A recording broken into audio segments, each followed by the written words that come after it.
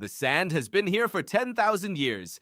It has buried empires, swallowed rivers, and erased entire civilizations without a whisper. And right now, it is about to swallow you. You are Dr. Brix, Lego archaeologist, field certified, 3 continents, 0 fear. You're crouched at the bottom of a dig trench deep in the Sahara, 200 kilometers from the nearest road, 3 meters below a desert that was not supposed to contain anything at all. The Geological Survey said nothing was here. The ESA's 2019 biomass radar study confirmed it. Empty sand, dead rock. That report got your funding cut 3 weeks ago, but you found something no one else looked for. A thermal anomaly. A cold spot too perfectly rectangular to be natural. 40 meters wide, 80 meters long.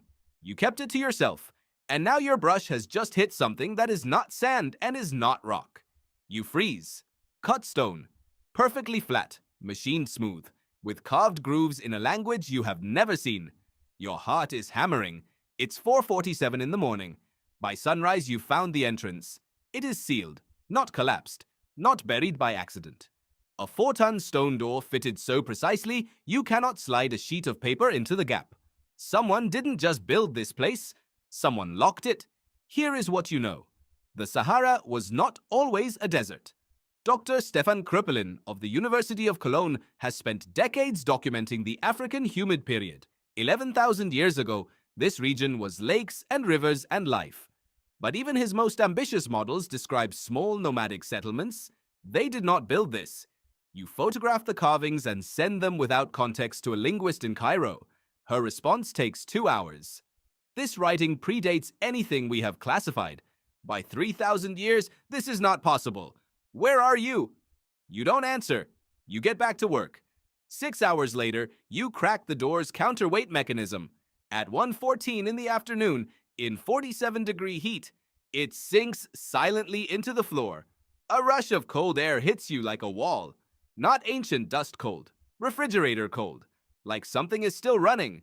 The corridor beyond is carved from bedrock, walls covered floor to ceiling in unclassified script, lined with architectural columns bearing reliefs of hippos, crocodiles, cattle. This was built on the edge of a river. The corridor opens into a vast chamber, tiled floor, fired ceramic, red and ochre and black. And at the center, on a raised platform, is an object made of dark, seamless material that has no business existing. It is emitting a low, steady hum. You are 200 kilometers from any power source on Earth. Along the walls, dozens of objects sealed in amber resin, tools, instruments, maps, not of the desert as it is today, but as it was when rivers ran here. Accurate, scaled, cartographic maps from a civilization that was not supposed to have cartography. You call the linguist, she picks up immediately. I'm inside, you say.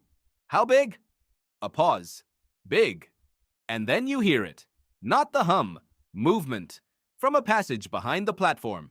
Open, dark, and deep. You are not alone. In the darkness at the edge of the passage, you see a shape.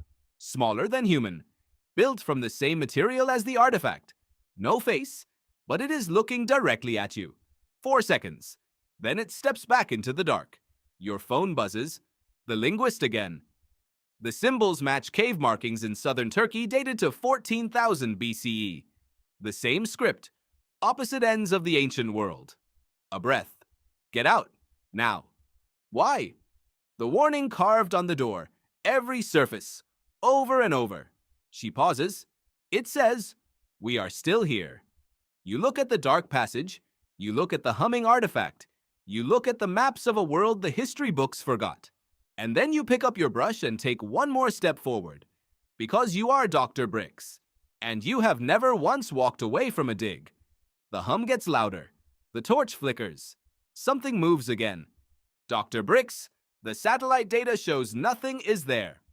Correct. You're asking us to fund this based on a cold rectangle. A cold rectangle. Yes? Request denied.